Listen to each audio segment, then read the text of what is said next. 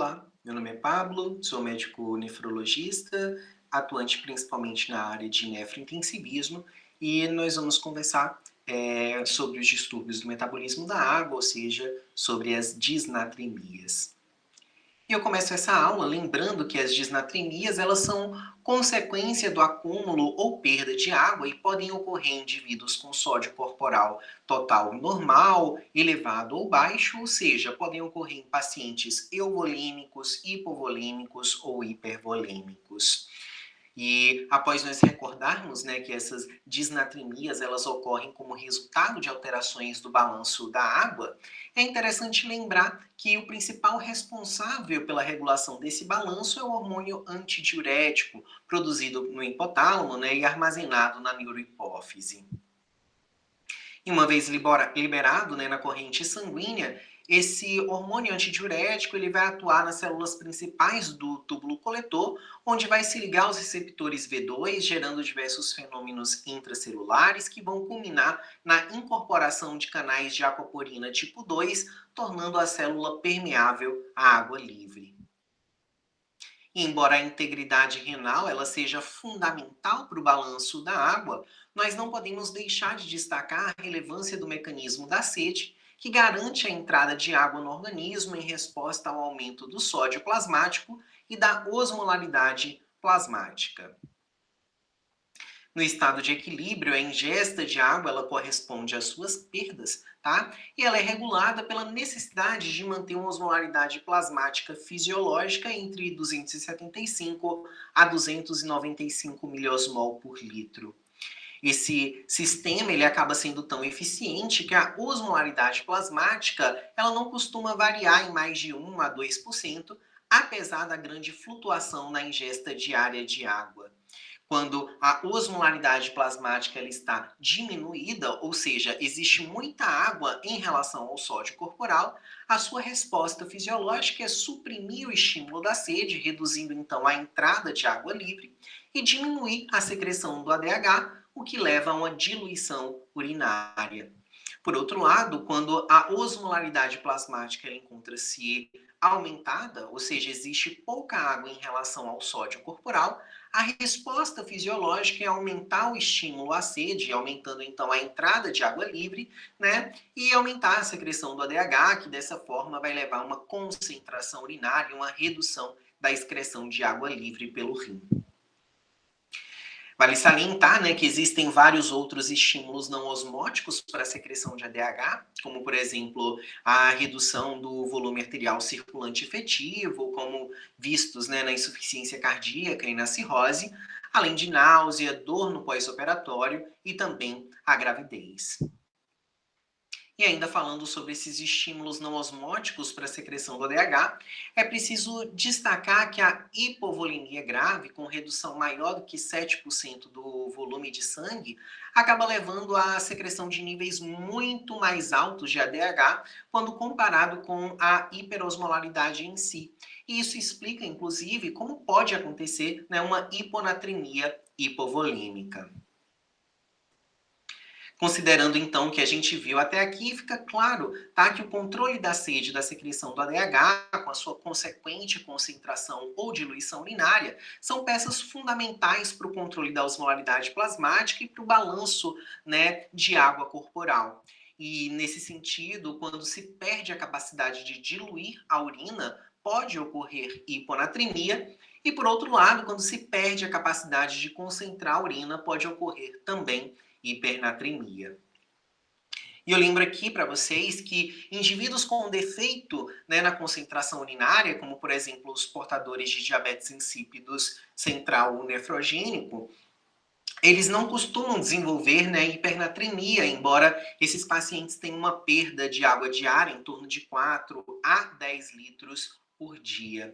E isso acontece porque, embora eles não consigam concentrar a urina, eles preservam o mecanismo da sede. E dessa forma, eles acabam ingerindo um volume de água que é necessário para repor, né, esse déficit gerado pela perda de água livre pelo rim. Esses pacientes, eles tendem a apresentar hipernatremia quando eles acabam perdendo, né, o acesso à água, como nas internações hospitalares, e sobretudo na UTI, onde muitos encontram-se sedados, entubados e dessa forma não conseguem manifestar, né, a sua sede. Como vocês sabem, né, a concentração sérica de sódio normal, ela varia em torno de 135 a 145. Valores abaixo de 135 caracterizam hiponatremia e valores acima de 145 caracterizam hipernatremia. A célula mais afetada, né, pelos distúrbios do metabolismo da água, ou seja, pelas disnatremias, são os neurônios, né? Quadros moderados de hipo ou de hipernatremia, eles tendem a gerar cefaleia, letargia, náuseas e sonolência, enquanto os quadros graves tendem a se manifestar com rebaixamento do nível de consciência, vômitos incoercíveis, convulsões e coma.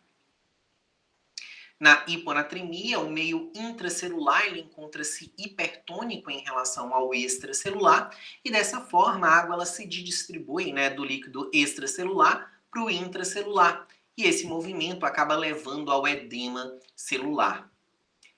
E é importante destacar, né, que minutos após a queda do sódio sérico, se inicia uma resposta protetora, né, que tende a se completar em alguns dias e que visa evitar que oscilações leves ou crônicas do sódio gerem consequências graves para o sistema nervoso central.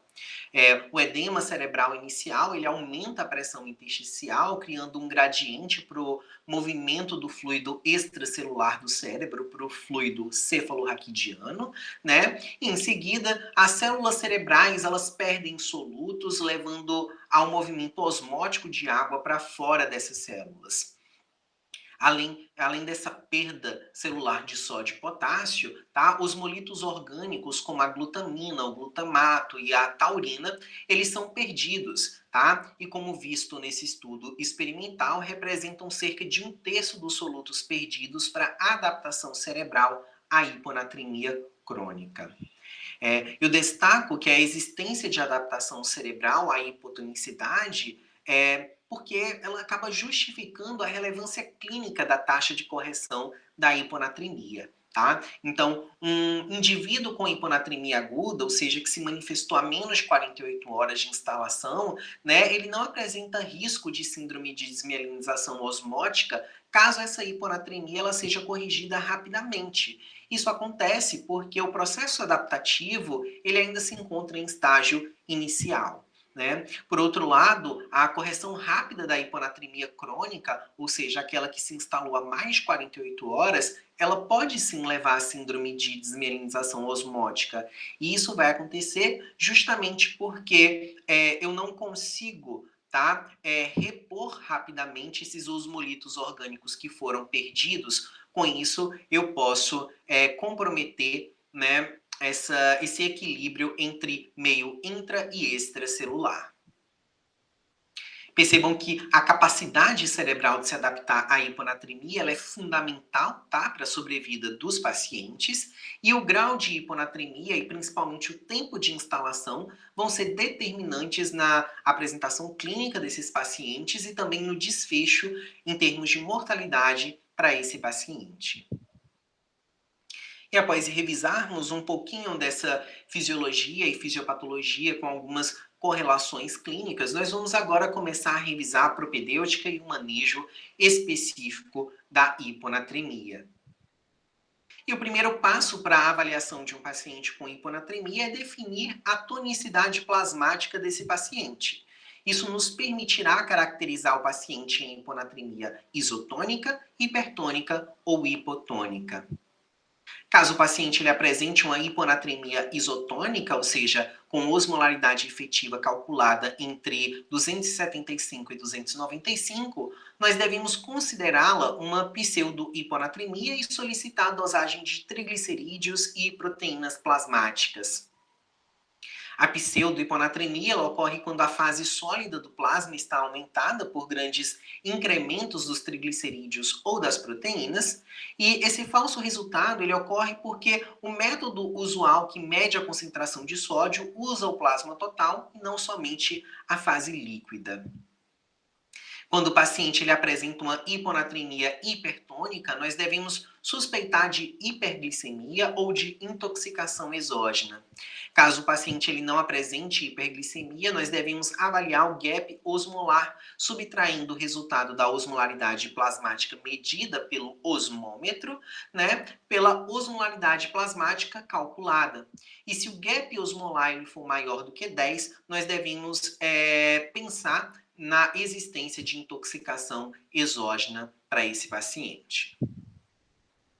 Como a glicose ela é uma molécula osmoticamente ativa, que não pode se mover livremente através das membranas celulares na ausência de insulina, seu aumento no plasma acaba levando ao movimento de água, né, das células para o líquido extracelular, levando à desidratação celular e à redução do sódio sérico por translocação.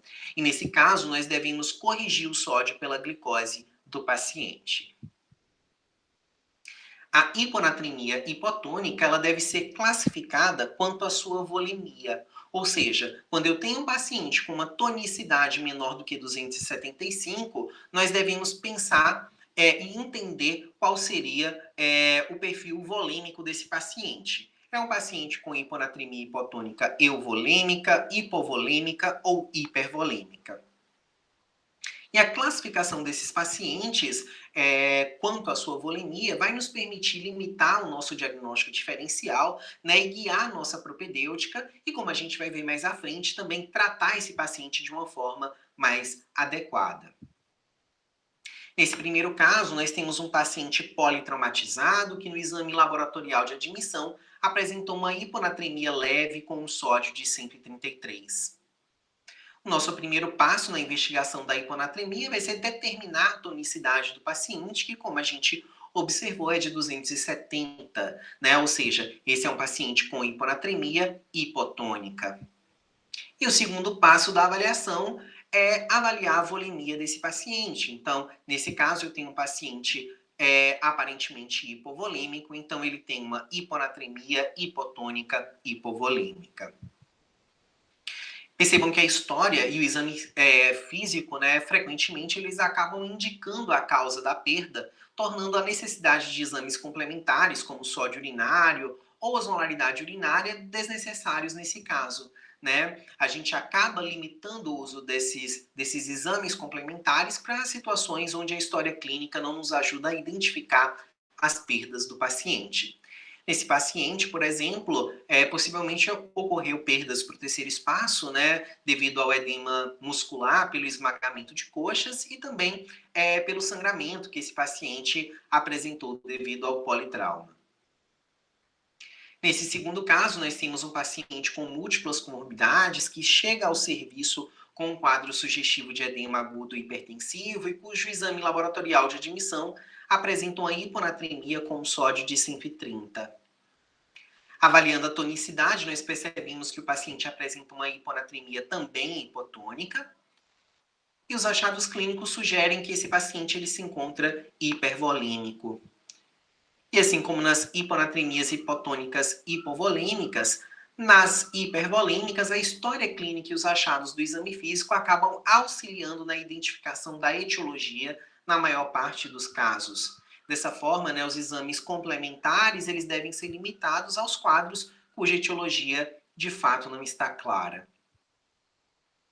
Nesse terceiro caso, nós temos uma paciente com rebaixamento do nível de consciência e convulsões, que é trazida de uma rave onde ela consumia êxtase e que nos exames de admissão encontra-se com um sódio sérico de 126.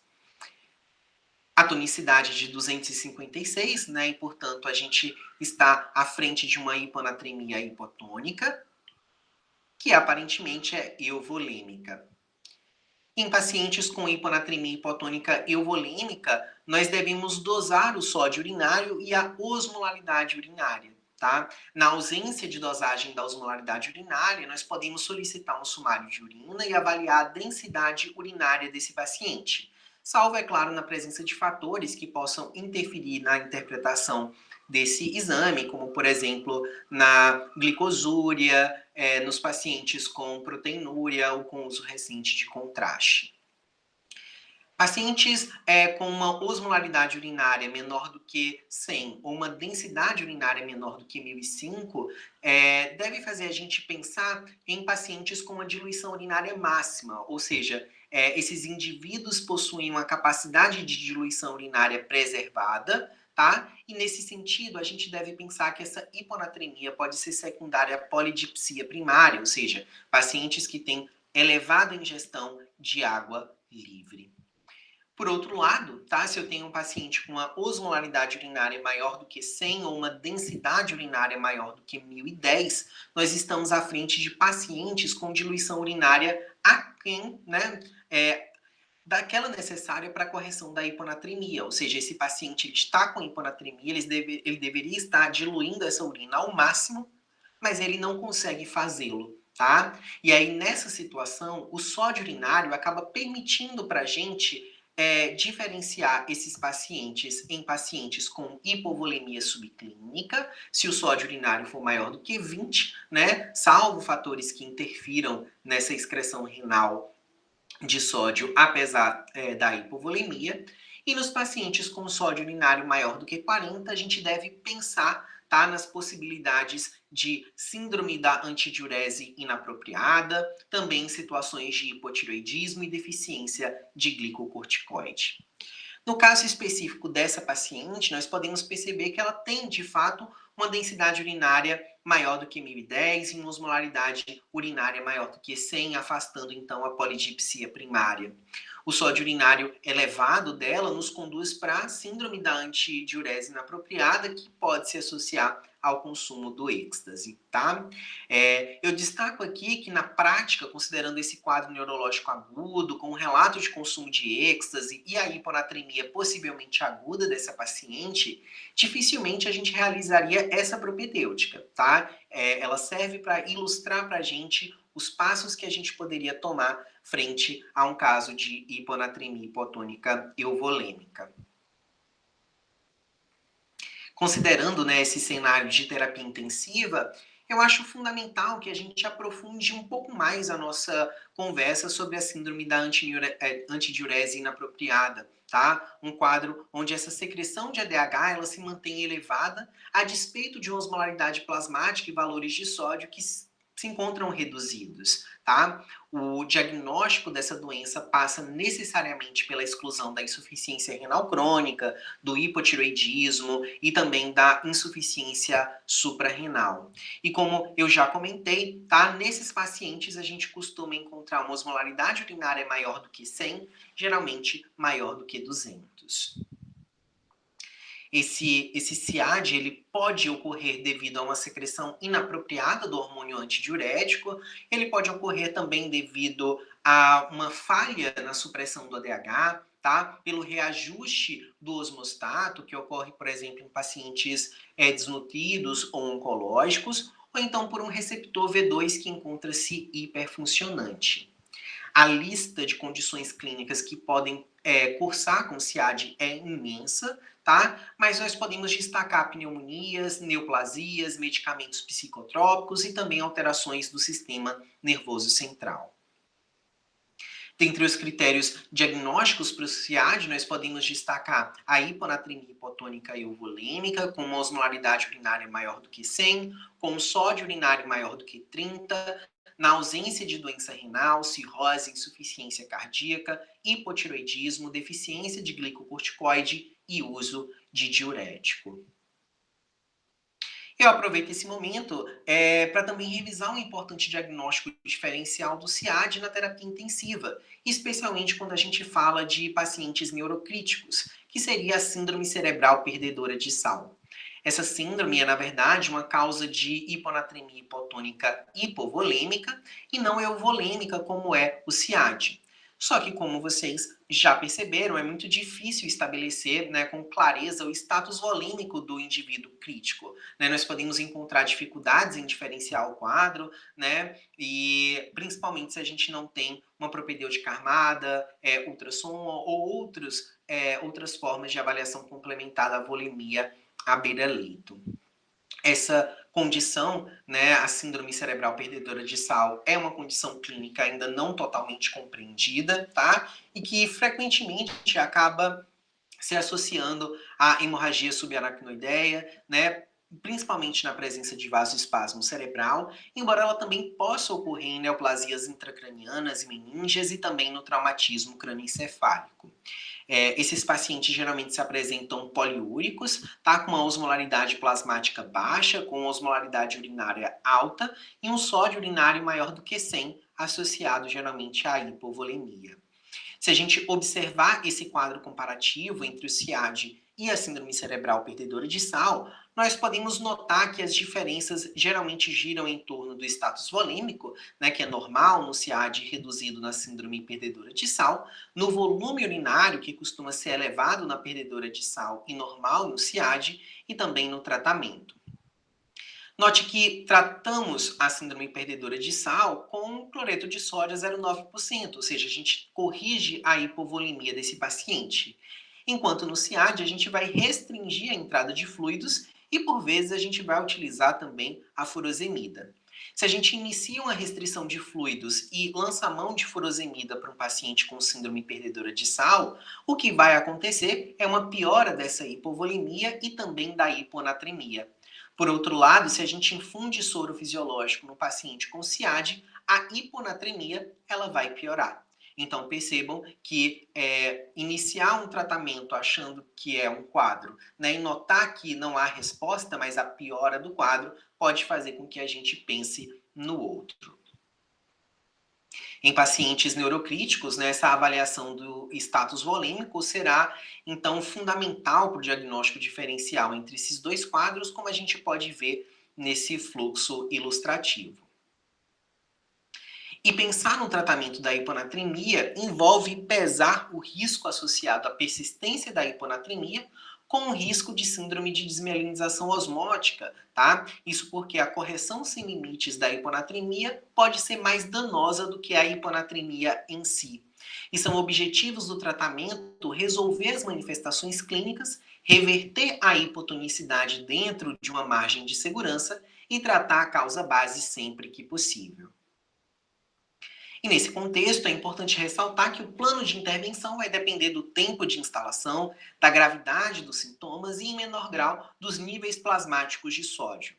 Nós vamos considerar uma hiponatremia aguda, aquela que ocorreu, né, em menos de 48 horas, e crônica, aquela que ocorreu por mais de 48 horas, né, ou por tempo desconhecido. Pacientes que chegam ao hospital com hiponatremia com tempo desconhecido, eles são automaticamente considerados como portadores de hiponatremia crônica. E é muito importante que isso fique claro, tá? Seriam exceções para essa situação aqueles pacientes que fizeram uso de êxtase entre 24 a 36 horas do quadro clínico de admissão e aqueles atletas que apresentaram quadro de hiponatremia após exercícios extenuantes com grande perda de suor, né, e grande ingesta de água ou soluções hipotônicas, e não aqueles tablets ou soluções polieletrolíticas adequadas para as perdas, tá? No que diz respeito aos sintomas, essa hiponatremia ela pode ser classificada como grave e leve a moderada. Pacientes com hiponatremia hipotônica aguda, ou seja, instalada em 48 horas, eles não apresentam risco de síndrome de desmielinização osmótica. E nesse contexto, eles devem ter o sódio totalmente corrigido. Tá? A forma como a gente vai corrigir esse sódio vai depender da presença ou não de sintomas graves. Então, pacientes com hiponatremia aguda com sintomas graves, eles devem receber bolos de 100 ml de cloreto de sódio a 3%. E esse bolos ele deve aumentar a anatremia entre 2 a 3 megs por litro. Caso o paciente ele não apresente melhora do quadro neurológico, a gente deve realizar um novo bolus de 100 ml de cloreto de sódio a 3% após 10 a 15 minutos. Com esses dois bolos de 100 ml, a gente espera uma variação em torno de 3 a 5 megs por litro de sódio e uma melhora do quadro neurológico. A literatura ela coloca que a gente pode administrar um terceiro bolus, tá, para esse paciente, caso não exista melhora desses sintomas graves. Todavia, frequentemente, quando o paciente ele não apresenta melhora dos sintomas neurológicos graves após o segundo bolus, é muito provável que outra causa esteja contribuindo com essa sintomatologia neurológica do paciente e ela deve ser também avaliada. Após a melhora, né, desses sintomas graves com bolos de salina, a gente deve coletar um novo sódio sérico, preferencialmente no membro oposto àquele onde a gente instalou o acesso para administrar a solução, tá? E com esse resultado, nós vamos programar a correção restante dessa natremia do paciente nas próximas horas, tá? Já os pacientes com hiponatremia aguda, com sintomas leves a moderados, eles não precisam receber esse bolus de salina hipertônica, tá? Nesses casos, a gente vai normalizar a natremia de forma mais lenta, mas dentro de 24 horas, com um alvo aí de um sódio sérico em torno de 135. Para isso, a gente pode fazer a correção utilizando a salina 3%, tá? 0,5 a 1 ml quilo-hora, que seria responsável por um aumento do sódio sérico em torno de 0,5 a 1 mEq litro por hora, tá? Como o risco de síndrome da desmielinização osmótica é praticamente inexistente nesses pacientes com hipernatremia aguda, caso ocorra uma correção rápida, a gente não precisa restringir ela, a gente não precisa ficar preocupado. O ideal é que, ao fazer essa programação de reposição e que a gente inicie essa reposição, é que também a gente dose esse sódio, tá, a cada 2 a 4 horas para conferir se essa taxa ela está sendo respeitada. Já o paciente com hiponatremia crônica, aí vai ser uma outra história, tá? Especialmente porque aqui a gente começa a trabalhar com risco iminente de síndrome de desmielinização osmótica, tá? Nessa meta-análise, por exemplo, foram identificados 24 estudos citando 9 métodos distintos de taxa de correção de sódio e 14 critérios diferentes para hipercorreção. E esse estudo ele sinaliza para a gente a existência de uma grande discordância em relação ao cálculo das taxas de correção de sódio, né, e a definição do que seria hipercorreção da hiponatremia. Essa falta de uniformidade ela acaba levando a gente a grandes variações nas taxas de correção do sódio e na prevalência de hipercorreção em coortes de pacientes. Da mesma forma, diversos autores eles têm tentado identificar pacientes com aumento do risco para a síndrome de desmielinização osmótica. Pacientes, por exemplo, com sódio sérico menor do que 105, hipocalemia, alcoolistas, desnutridos e cirróticos seriam aqueles sobre o maior risco, né? E, portanto, eles devem ter o sódio sérico monitorado de forma muito mais próxima durante o tratamento e também devem ter o seu objetivo de variação de sódio em 24 horas mais cauteloso. E aqui eu lembro que a gente está falando de hiponatremia crônica, tá? E esses pacientes com hiponatremia crônica, eles devem ser separados em sintomas graves e sintomas leves a moderados, tá? Os pacientes com sintomas graves, eles deverão receber o bolus de 100 ml de cloreto de sódio a 3%, tal qual aqueles pacientes com quadro agudos e sintomas graves, tá? Só que diferente do paciente agudo, a gente não vai ter aqui como objetivo normalizar o sódio dele em 24 horas. A gente apenas vai ter como objetivo tirar ele da urgência, ou seja, fazer o bolus até 3 vezes, tá? Com o objetivo de melhorar os sintomas neurológicos graves e evitar que esse paciente, por exemplo, precise ser entubado, tá? Após a administração desse bolus de salina hipertônica e da melhora desses sintomas, a gente deve novamente dosar o sódio do paciente, checar a variação que houve e a partir desse resultado a gente vai avaliar a necessidade de infundir ou não mais salina hipertônica nas próximas 24 horas para atingir um certo nível, tá? Então, a gente vai tentar avaliar o risco desse paciente. Pacientes com risco alto para síndrome de desmielinização osmótica, eles devem variar esse sódio em 24 horas em torno de 4 a 6 mEq por litro, tá? E o máximo para esse paciente seria de 8 mEq por litro. Já aqueles pacientes com risco moderado, eles podem ter o sódio variado em torno de 4 a 8 mEq por litro, tá? Com um máximo de segurança de 10 mEq por litro.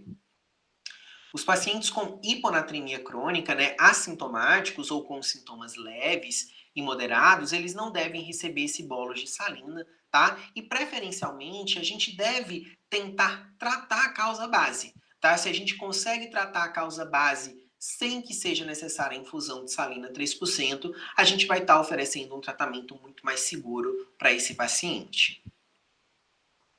E considerando, né, que essa hiponatremia crônica, ela se associa a um risco aumentado de síndrome de desmielinização osmótica, tá? E considerando também esse grande número de fórmulas propostas para guiar a correção, né? E que essas fórmulas elas seriam apenas uma aproximação que desconsidera, né, diversas variáveis, seria interessante que a gente pudesse lançar mão de ferramentas que nos auxiliassem, né, na identificação de indivíduos com maior risco de correção rápida do sódio, para que a gente possa monitorar esses pacientes mais de perto, né? Ou seja, para caso eu comece a reposição, tá? Mesmo que lenta desse sódio no quadro crônico, que a gente possa checar a cada 2, 3, 4 horas esse sódio, já que aquele indivíduo teria um maior risco. Tá? E foi pensando nisso que em 2019, tá, o score SHORE ele foi publicado e ele foi criado a partir de uma coorte retrospectiva de cerca de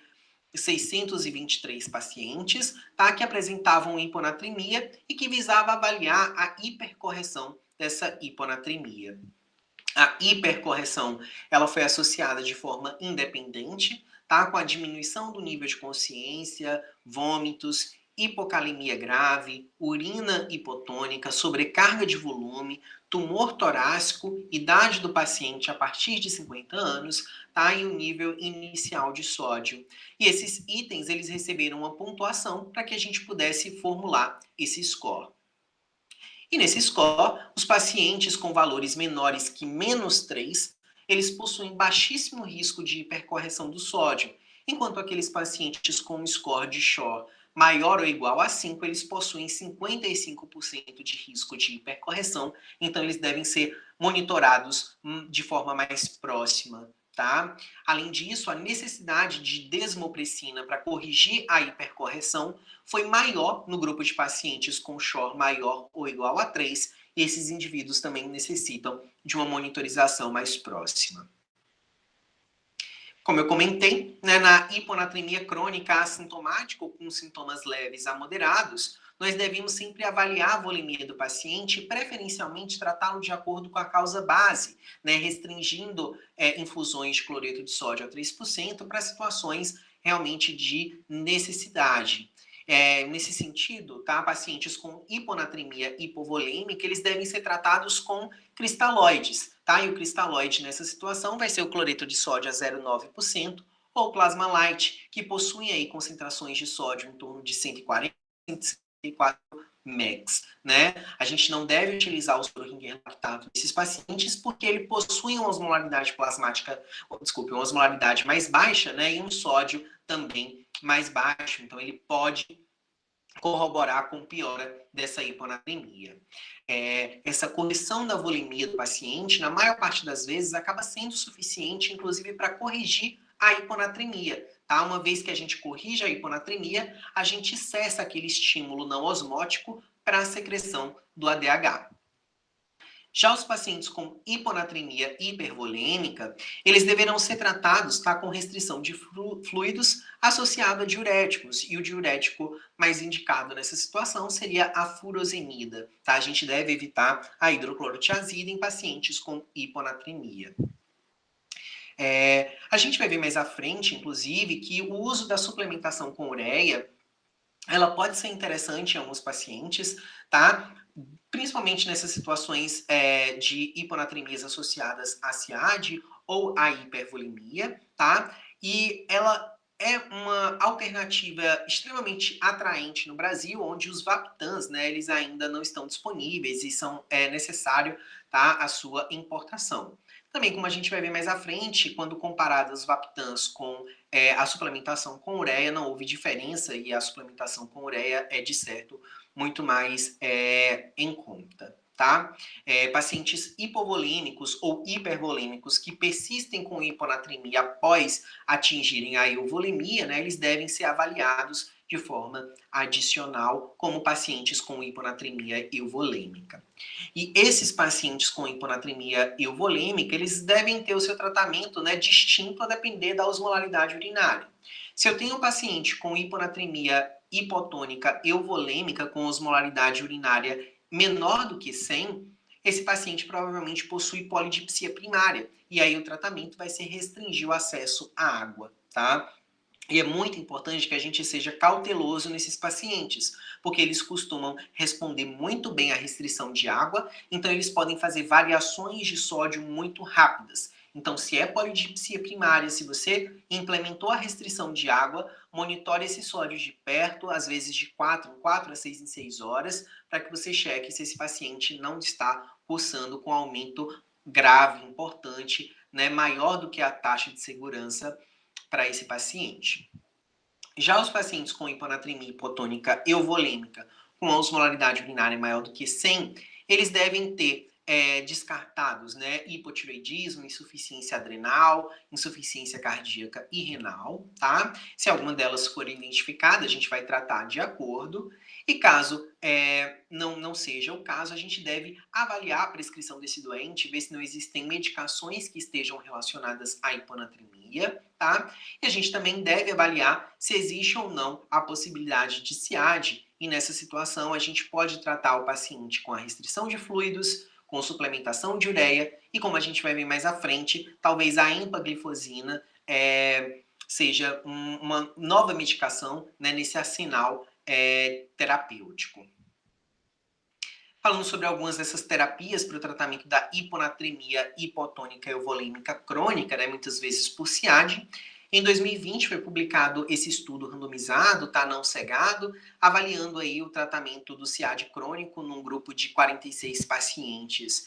E nesse estudo, a restrição hídrica de 1 litro por dia se associou com um incremento estatisticamente significativo, tá, no sódio sérico nos primeiros 4 dias. Todavia, esse aumento do sódio não se intensifica de forma importante após 30 dias, tá? E menos de 20% dos pacientes aumentaram mais do que 5 mEq de sódio em 4 dias e menos de 50% em 30 dias. Um outro estudo randomizado não cegado, publicado em 2020, avaliou a eficácia da restrição hídrica entre 0,5 a 1 litro versus a restrição hídrica associada ao uso da furosemida versus a restrição hídrica associada à furosemida e à suplementação com 3 gramas de sal em pacientes com SIAD crônico. E esse estudo demonstrou que a adição de furosemida e de suplementação de sal não se correlacionou com um incremento adicional no sódio sérico no SIAD crônico, tá? Então, como a gente viu no estudo anterior, apenas a restrição de água é o suficiente para aumentar 5 mEq por litro de sódio em 4 dias em todos os grupos, e a furosemida e a suplementação de sal não melhora esse achado. Esse estudo ele comparou a suplementação de ureia com o uso de Vaptans, tá? Que seria aí os antagonistas dos receptores da vasopressina, sendo o Conivaptan não seletivo e o Tolvaptan seletivo para o receptor V2. Esses Vaptans, eles são drogas ainda caras, tá? E ainda indisponíveis no Brasil, possuem como efeitos colaterais vasodilatação esplênica, né, no Conivaptan, hepatotoxicidade no Tolvaptan. Nos estudos, o Conivaptan ele consegue elevar o sódio em cerca de 8 mEq por litro em alguns dias, tá? Enquanto o Tolvaptan ele aumenta cerca de 5 mEq por litro, tá? Um resultado semelhante ao que foi obtido, né, por pacientes que realizaram um tratamento oral com ureia, né, que resultou em um aumento de 6 mEq em 4 dias, com um custo muito menor do que o Tolvaptan, tá? E sem os efeitos colaterais associados. Agora, quando a gente fala de suplementação de ureia, né, é um pouco complicado convencer alguém a tomar tablets de ureia, porque o sabor de fato não é agradável, tá? Mas caso seja necessário suplementar a ureia, o que pode ser feito é a manipulação dessa ureia numa solução que é chamada de champanhe de Bruxelas, tá? Nesse champanhe de Bruxelas, você vai fazer uma prescrição e na farmácia de manipulação vão preparar os sachês, né, com ureia, sucarose, tá, bicarbonato de sódio, ácido cítrico, e aí você vai prescrever e o paciente vai fazer a reposição tendo um sabor um pouco mais palatável. Nesse estudo randomizado, publicado também em 2020, o uso do inibidor do cotransportador de sódio-glicose do tipo 2, tá, a empaglifosina, acabou resultando em um incremento significativamente maior, né, do sódio em relação à restrição hídrica isoladamente, sem apresentar eventos adversos, como, por exemplo, hipoglicemia ou hipotensão nesses pacientes. E a lógica do uso dessa droga e dos seus resultados seria a promoção de uma diurese osmótica às custas da glicosúria, tá? Então essa droga aí pode abrir uma nova porta para o tratamento do CIAD crônico. E aqui eu reforço para vocês que o pilar para o manejo do quadro crônico da hiponatremia é não ultrapassar esses limites de segurança, tá? E em casos de risco elevado de hipercorreção, monitorar o sódio, né, diversas vezes ao longo do dia, para que você possa diminuir ou aumentar a infusão dessa solução conforme for necessário. E sempre que possível, tratar a causa base, tá? E não fazer a reposição no quadro crônico. Pacientes que apresentem hipercorreção, eles devem ter o sódio dosado a cada 2 horas, tá? E a gente deve lançar a mão da infusão do soro glicosado a 5%, 6 ml por quilo, em 2 horas, tá? Adicionalmente, a gente também pode utilizar a desmopressina na dose de 2 a 4 microgramas IV ou subcutânea a cada 6 ou 8 horas. E o objetivo é tentar diminuir esse sódio sérico, né, para tentar se aproximar do que seria aquela correção adequada, né, corrigindo essa hipercorreção. E a gente retorna agora para o nosso primeiro caso, onde a gente viu, né, que o paciente tinha uma hiponatremia hipotônica hipovolêmica. E nesse caso, o tempo de instalação dessa hiponatremia é desconhecido, tá? Então, portanto, a gente vai tratar ele como crônico. Pode ser que essa hiponatremia hipotônica hipovolêmica tenha se desenvolvido por conta desse quadro hipovolêmico associado ao trauma? Pode ser, mas eu não tenho como ter certeza, tá? E pacientes com hiponatremia hipotônica e hipovolêmica, eles devem ter como objetivo de tratamento restaurar a volemia. E nesse caso, ele vai receber, né, esse paciente deveria receber o cloreto de sódio a 0,9%, ou seja, o soro fisiológico. Voltando lá para o nosso caso 2, nós temos um paciente com hiponatremia hipotônica hipervolêmica, que também tem um tempo de instalação desconhecido e, portanto, será considerada uma hiponatremia crônica, tá? E nesse contexto, nós devemos restringir a ingesta de água, tá? E de soluções hipotônicas. Se tiver com hidroclorotiazida, a gente vai suspender. Além disso, a gente vai restringir a entrada de sal e de volume para esse paciente, tá? E o uso da furosemida pode encontrar-se indicado, principalmente nesse paciente com congestão pulmonar.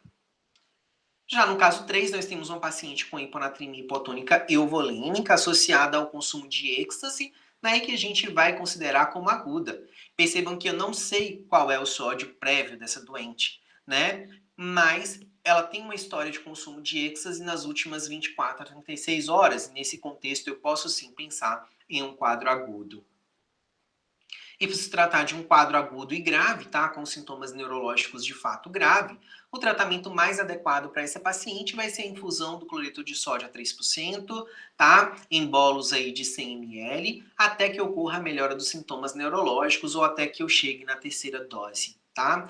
Após o paciente sair desse quadro grave, tá, seja com uma dose, seja com a terceira dose, nós devemos dosar o sódio sérico de forma seriada, tá, e corrigir esse déficit restante num prazo de 24 horas com o cloreto de sódio a 3%, 0,5 a 1 ml quilo-hora, tá, dosando esse sódio para acompanhar essa taxa de correção que deve ter como alvo um sódio sérico de 135 em 24 horas.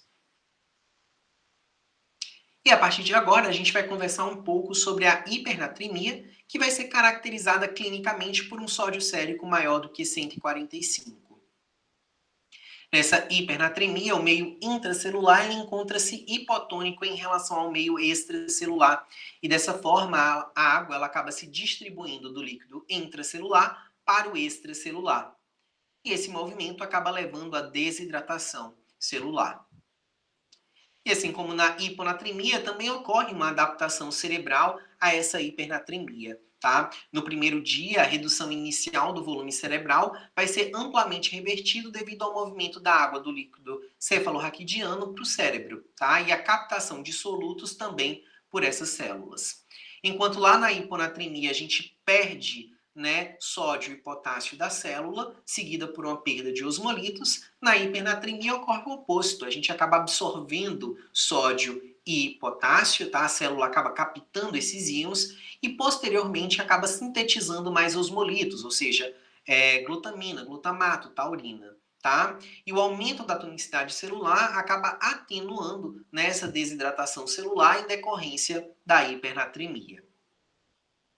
Inúmeras são as causas de hiponatremia, tá? E assim como na hiponatremia, nós podemos categorizá-las conforme o status volêmico do indivíduo, em hipernatremia hipovolêmica, euvolêmica ou hipervolêmica.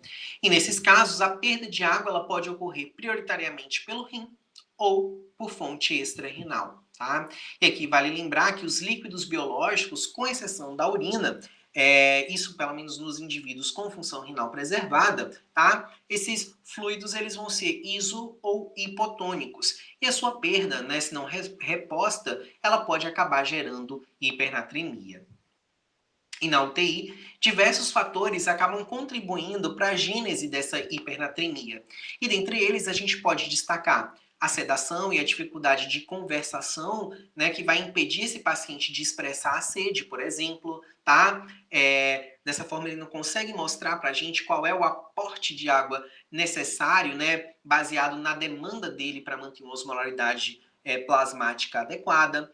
A gente tem perdas de líquidos biológicos hipotônicos que acabam sendo repostos com soluções isotônicas, como os cristalóides, né? A gente tem diversas drogas que também são diluídas em cloreto de sódio a 0,9%, além da entrada, né, de soluções hipertônicas sem diluição, todas contribuindo para a gênese desse problema, tá? Muitas vezes esses pacientes utilizam furosemida, tá? Eles apresentam hiperglicemias ou se apresentam com azotemia, né, ou com algum grau de ureia elevada, e todos esses fatores acabam fazendo com que a diurese desse paciente seja osmótica, né, e que ocorra uma grande perda de água associada. Nós temos também as diarreias, todos esses fatores contribuindo nesse paciente para perdas hipotônicas que são repostas com soluções isotônicas. A investigação da hipernatremia ela começa com a busca de fatores que expliquem, né, essa hipernatremia sem que ocorra a necessidade de investigação complementar. E um exemplo seria aquele paciente internado na UTI, que está sedado e em ventilação mecânica há 2 dias, ele apresenta febre, ele apresenta disglicemia, tá? Ele não tem água prescrita por sonda nasointeral, tá? E esse paciente tem todas as suas soluções diluídas em cloreto de sódio a 0,9%. Tá? Então, esse paciente, ele possivelmente vai apresentar hipernatremia relacionada a todos esses fatores. As causas estão aí, estão claras para a gente, tá? Por outro lado, existe um paciente que não tem um quadro claro ou então que cursa com poliúria, tá? E aí, nesse contexto, a gente precisa avaliar a osmolaridade urinária desse paciente. Se um paciente ele tem uma perda extra-renal de água e ele tem um eixo hipotálamo-rim intacto, o que vai acontecer é que ele vai aumentar adequadamente a secreção do ADH em resposta à hipernatremia e ele vai concentrar essa urina de forma correta, levando então a osmolaridade maior do que 600, tá? Uma osmolaridade urinária maior do que 600. E aí, nesse caso, a gente deve avaliar o sódio urinário do paciente. Se for um sódio urinário maior do que 100, a gente deve pensar em uma sobrecarga exógena de sódio, tá? E se for menor do que 100, a gente vai pensar em perdas extra-renais ou em hipodipsia, ou seja, baixa entrada de água livre. Já os pacientes que têm uma osmolaridade urinária menor do que 300, na vigência de hipernatremia, eles não estão conseguindo concentrar a urina apesar do estímulo, tá? E o diagnóstico, então, vai ser de diabetes insípidos para esse paciente. E aí a gente vai precisar diferenciar esse quadro de central do nefrogênico, tá? E a gente pode fazer isso através do teste da desmopressina, 10 microgramas.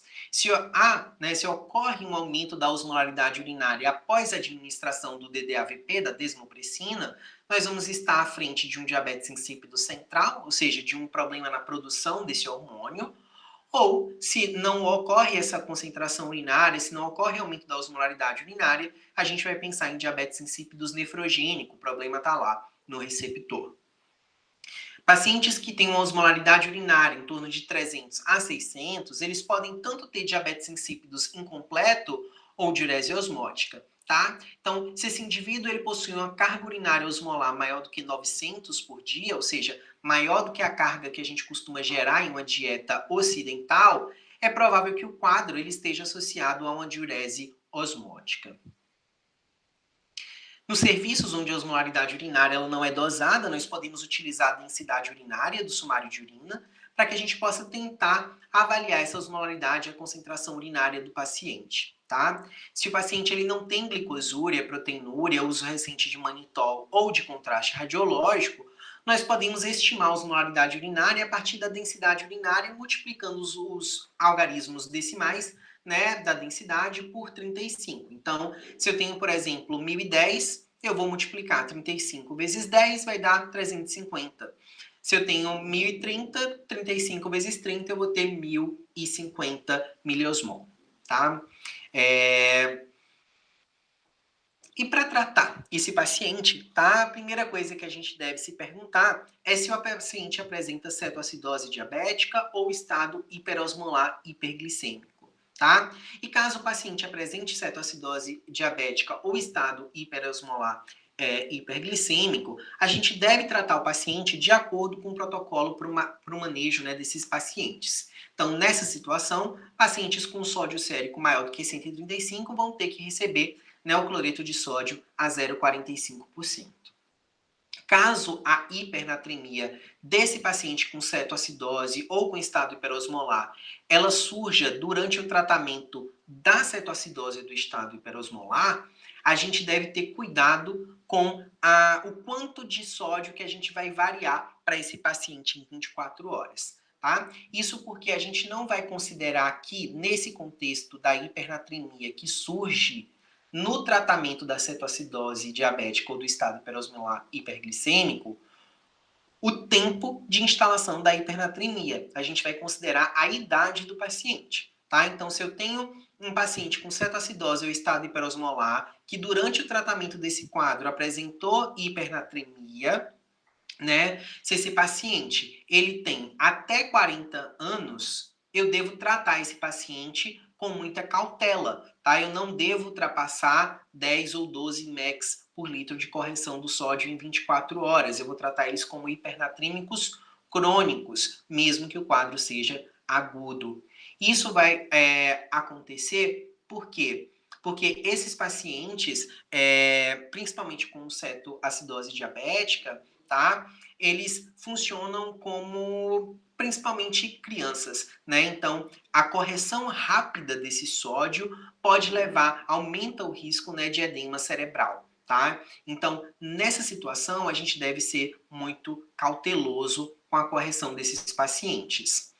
Já aqueles pacientes que possuem uma idade maior do que 40 anos, tá? Eles podem receber essa correção como agudos, de fato. Então, a gente pode corrigir essa hipernatremia em torno de 24 a 48 horas, porque não vai acontecer risco de edema cerebral e, na verdade, a gente vai diminuir o risco desse paciente apresentar desmielinização osmótica. Mas caso o paciente não tenha cetoacidose diabética, ele não tem estado hiperosmolar, tá? Essa não é a condição do nosso paciente. Ele tem hipernatremia. Ponto. O que a gente vai observar para esse paciente é o seguinte: qual é o tempo de instalação dessa hipernatremia? Se é menor do que 48 horas, é agudo. Se é maior do que 48 horas ou desconhecido, eu vou considerar como crônico.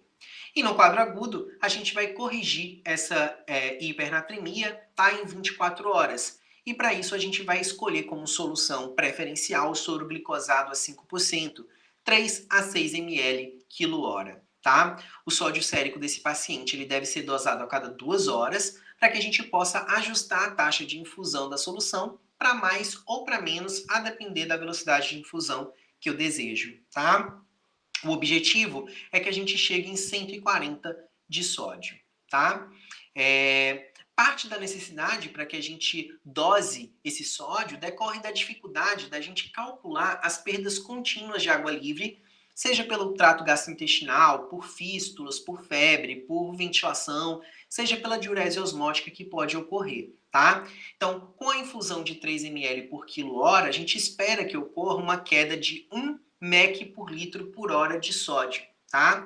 E se a taxa for inferior a essa, quando a gente dosar 2 horas depois, a gente deve aumentar a infusão do sódio. Se, por outro lado, a taxa for maior, a gente pode reduzir, né, a infusão, a taxa de infusão dessa solução de soro glicosado. Já nos pacientes que possuem uma hipernatremia por mais de 48 horas, ou que é desconhecida, tá? A gente precisa ser mais cauteloso com a taxa de correção desse sódio, afinal de contas é provável que já exista uma certa adaptação cerebral para esse quadro. E aí, nesses pacientes, a gente vai utilizar o soro glicosado a 5%, 1,35 ml quilo-hora, levando a uma variação de sódio de cerca de 11 mEq por litro em 24 horas, tá? A gente também deve avaliar o sódio sérico de forma seriada, mas nesse caso a gente pode seriar a cada 6 horas. E a gente espera, né, que utilizando 1,35 ml quilo-hora, o sódio caia em torno de 0,45 mEq por litro por hora. Ou seja, ao final de 6 horas, deve ter ocorrido uma redução de 3 mEq por litro do sódio desse paciente. Se isso não aconteceu, se ele teve uma queda do sódio inferior a 3 mEq por litro depois de 6 horas, eu preciso aumentar a minha taxa de infusão. Esse paciente está perdendo água livre por algum sítio, tá? E eu preciso aumentar, então, a minha taxa de infusão. Se, por outro lado, o paciente corrigiu mais do que 3 mEq por litro em 6 horas, a gente pode reduzir a taxa de infusão. Aqui é importante destacar, tá, que embora o soro glicosado a 5% seja a solução padrão, é ela que a gente tem que utilizar, tá? Ela pode ter o seu uso limitado em alguns pacientes hiperglicêmicos. E aí, nessa situação, uma alternativa é preparar o soro glicosado a 2,5% ou então lançar a mão do cloreto de sódio a 0,225%, tá? Não o 0 a 45%. E, embora esse cloreto de sódio a 0,45% seja a primeira solução na cabeça das pessoas, ele não é, nem de longe, tá, a solução mais adequada para corrigir hipernatremia, tá? Isso porque 1 litro de cloreto de sódio a 0,45% fornece apenas 500 ml de água livre, ou seja, a dose de volume para corrigir a hipernatremia, ela deve ser o dobro da empregada pelo soro glicosado a 5%. E metade do que a gente infundir pode causar hipervolemia ou edema para esse paciente. Então, é soro glicosado a 5%, tá? Tá com hiperglicemia? Se o seu serviço é um serviço bom, se dá para manejar adequado a questão da bomba de insulina, coloca a bomba de insulina. Se não dá, prepara o soro, o cloreto de sódio a 0,225, tá? E utiliza ele que tem uma carga de sódio inferior ao 0,45%. Uma coisa fundamental na abordagem terapêutica desses pacientes é avaliar a volemia deles, tá? Então, em pacientes hipovolêmicos, a gente deve tratar a hipovolemia e repor a água, tá? Então, embora pareça muito atraente para a gente utilizar o cloreto de sódio a 0,45% nessa situação de hipernatremia hipovolêmica, a gente não deve utilizar, tá? A hipovolemia e a hipernatremia são distúrbios distintos e que requerem, né, um tempo de correção também distintos, podendo coexistir, inclusive em graus diferentes. Então, nesses casos, é muito mais adequado que a gente trate a hipernatremia com soro glicosado a 5% e a hipovolemia com soro fisiológico a 0,9%, em taxas distintas, de acordo com a necessidade particular de cada distúrbio naquela pessoa, tá? Aqui vale uma ressalva de que a gente deve monitorar esse sódio sérico muito mais de perto nessa situação, Por quê? Porque a própria correção da hipovolemia vai contribuir para a queda, né, para a correção dessa hipernatremia. Já os pacientes hipervolêmicos, tá, eles devem receber água associada a diurético, tá? A furosemida, ou preferencialmente nos pacientes com função renal adequada, hidroclorotiazida, que vai aumentar a excreção de sódio, sem aumentar tanto quanto a furosemida a excreção de água livre, tá? Em situações de hipernatremia hipervolêmica, não é incomum que o paciente possa, inclusive, precisar de diálise, né, a depender da gravidade desse quadro. Nesse caso aqui, nós temos um paciente em pós-operatório imediato de neurocirurgia, poliúrico, né, sem uso de diurético, que apresenta-se com hipernatremia aguda associada à osmolaridade urinária baixa. E nessa situação é provável que esse paciente ele apresente um diabetes insípido central, né, e o teste terapêutico com o DDAVP ele pode confirmar essa nossa hipótese. E nesse caso, existe então aí um déficit de 24 mEq por litro de sódio, que a gente pode corrigir em 24 horas porque foi agudo, tá? E se a gente considera que 3 ml quilo-hora de soro glicosado a 5% vai corrigir 1 mEq por litro por hora, a infusão de 210 ml hora para um paciente de 70 quilos vai corrigir os 24 mEq de sódio nas 24 horas, tá? E além de corrigir esse déficit de água livre, é muito importante que a gente trate a causa base, que nesse caso vai ser o diabetes insípidos central. O DDAVP, né, ele vai estar disponível em spray nasal, em comprimido e em ampola. Frequentemente a gente acaba optando pelo uso do spray nasal na dose de 10 a 20 microgramas, 1 a 2 vezes por dia. E após iniciar o tratamento, é importante observar o sódio sérico, né, para que a gente reduza ou aumente a dose desse DDAVP, evitando aí o surgimento de hiponatremia. Pacientes com diabetes insípidos nefrogênico ou com diabetes insípidos central parcial, eles devem ser tratados com hidroclorotiazida, que, de forma paradoxal, acaba reduzindo o volume urinário como consequência, né, da redução do volume extracelular e do aumento da reabsorção tubular proximal. A clorpropamida, né, e a carbamazepina, eles podem ser úteis porque eles acabam reforçando as ações do ADH sobre o rim, e o clorfibrato, tá? Ele pode aumentar a liberação desse ADH, também sendo uma droga adjuvante nesse sentido.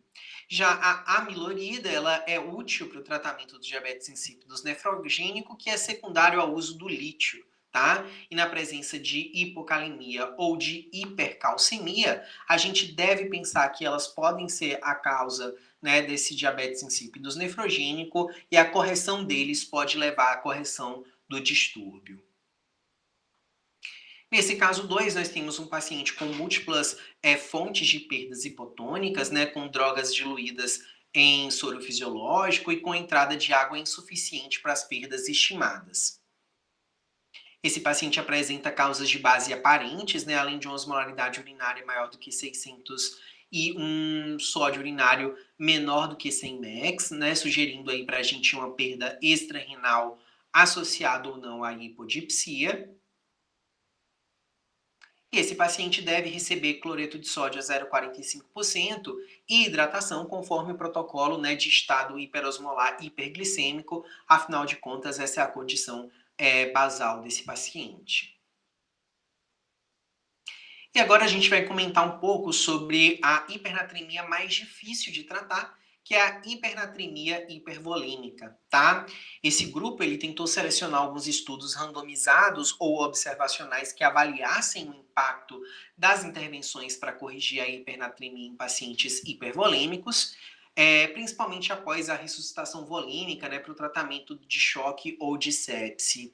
E nesse contexto, onde existe, né, uma preocupação em corrigir ativamente a hipernatremia, ao passo em que a gente tenta controlar o balanço hídrico do paciente, nenhum ensaio clínico randomizado ou observacional, né, foi encontrado, né, dentro dessa busca da literatura, ressaltando aí a escassez de informações, né, para o tratamento desse perfil de pacientes cada vez mais comum no nosso dia a dia na terapia intensiva.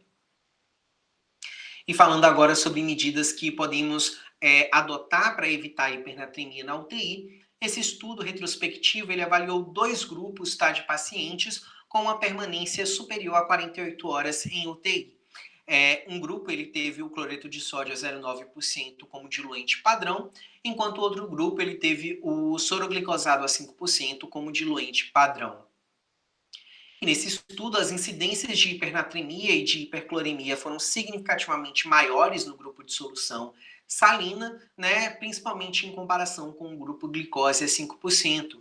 E não houve diferença significativa nas incidências de hiperglicemia, tá, de ira ou de mortalidade entre os 2 grupos, colocando então o soro glicosado a 5% como um diluente, né, interessante, especialmente para pacientes sob o risco de hipernatremia na UTI. Aproveito o momento para lembrar para vocês, né, que o diabetes insípidos gestacional ocorre devido à presença de vasopresinases circulantes de origem placentária, né, que acabam por degradar o hormônio antidiurético, levando ao quadro clínico de diabetes insípidos, tá? Como as vasopresinases, elas não são capazes de degradar a desmopressina, ou seja, o hormônio artificial administrado, o tratamento do diabetes insípidos gestacional ele vai ser semelhante ao central, tá? Com a reposição de DDAVP intranasal. Dentro das situações especiais, vale lembrar da intoxicação por sal, tá? Que é um caso particular, onde a hipernatremia ela não ocorre devido a um déficit de água corporal total, mas de um excesso de sal. Tá? Em casos de intoxicação por sódio, o cálculo de déficit de água corporal total não é aplicável, porque a hipernatremia ela está relacionada a um excesso de sódio ao invés de um déficit de água em si. Dentre as causas de intoxicação por sal, principalmente em adultos, né, nós podemos destacar a ingestão de cloreto de sódio a 0,9% ou de sal como solução emética, tá? Por ingestão acidental, principalmente em pacientes com deficiência mental, ou então como tentativa de suicídio, né? Incluindo aí não apenas o sal, mas também as soluções como o shoyu, muito comum atualmente no Japão, tá? E na China. Como a gente pode observar aí nesses gráficos, tá, o tratamento mais adequado ele não está claro, ainda não existe evidência tá, se a correção rápida ou lenta se associa ou não com mortalidade ou com prognóstico neurológico pior para esses pacientes. A fluidoterapia, né, fluidoterapia com furosemida ou a diálise se apresentam como tratamentos possíveis para esse paciente, não havendo, então, evidências ainda que permitam indicar uma terapia em detrimento da outra, tá? E eu destaco aí que nesse estudo, pacientes submetidos a tratamento com fluidoterapia, eles pareceram ter uma taxa de sobrevida maior do que aqueles que foram submetidos à diálise. Só que numa análise crítica, tá, a concentração plasmática de sódio era muito maior nos pacientes em diálise do que naqueles que receberam fluidos. Tá? Dessa forma, não fica claro se a maior mortalidade decorreu do tratamento ou do grau de hipernatremia que esse paciente apresentava. A gente também pode notar nesse gráfico, tá, que a idade dos pacientes está relacionada também à mortalidade dos pacientes. Quanto mais jovem o indivíduo, maior a sobrevida desse paciente. Além disso, né, quanto maior a concentração plasmática de sódio, menor é a sobrevida. E um exemplo são os pacientes com sódio maior do que 200, né, que apresentaram uma sobrevida de apenas 21%. Quanto à diálise na hipernatremia, tá, existem algumas dificuldades relacionadas à realização de hemodiálise convencional em pacientes com hipernatremias graves, com sódio sérico maior do que 160 mEq por litro. E isso acontece porque as máquinas disponíveis para hemodiálise intermitente no Brasil, elas costumam apresentar uma variação de sódio em torno de 125 a 150 mEq por litro. Dessa forma, pacientes com um sódio sérico maior do que 160 mEq, eles podem apresentar uma variação grande demais de sódio, né, em poucas horas, o que nas hipernatremias com mais de 48 horas ou com tempo desconhecido pode acabar resultando em dano neurológico grave. Esse é um dos motivos, tá? Porque em pacientes com hipernatremias graves, os métodos convectivos, tá? Cujas soluções de reposição elas podem ter a sua concentração de sódio customizadas, tá, adaptadas, elas acabam sendo as ideais. Se o serviço ele não dispõe desse método, de um método contínuo, tá, de uma terapia convectiva, se não existe uma urgência dialítica, a opção mais adequada é tentar reduzir primeiro o sódio do paciente, tá, ao longo de 2 dias, e depois disso iniciar a diálise do paciente. Caso esse paciente ele tenha alguma urgência dialítica, aí a gente pode empregar algumas técnicas para tentar reduzir, tá, o dano desse paciente.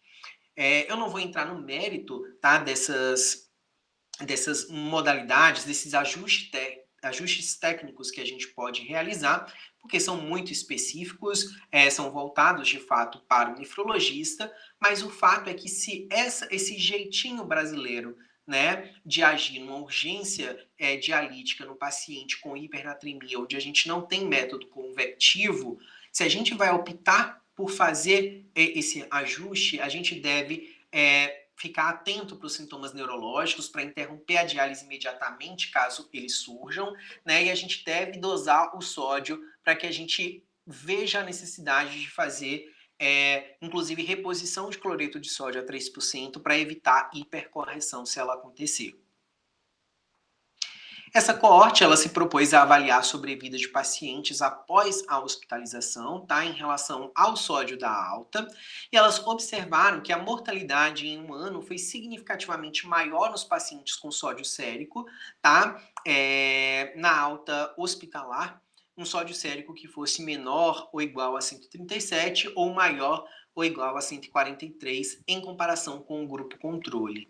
E o impacto na mortalidade em um ano após a alta foi, inclusive, mais proeminente na hipernatremia do que a hiponatremia, mostrando para a gente, tá, que a hipernatremia ela tem um fator prognóstico, tá? A gente deve atentar para a hipernatremia no nosso dia a dia, a gente deve tratar a hipernatremia, ela é importante, ela tem impacto em mortalidade, e já tem estudos, inclusive, mostrando isso no COVID, tá? A hipernatremia, seja ela leve, moderada ou grave, é um fator prognóstico independente no paciente com COVID também.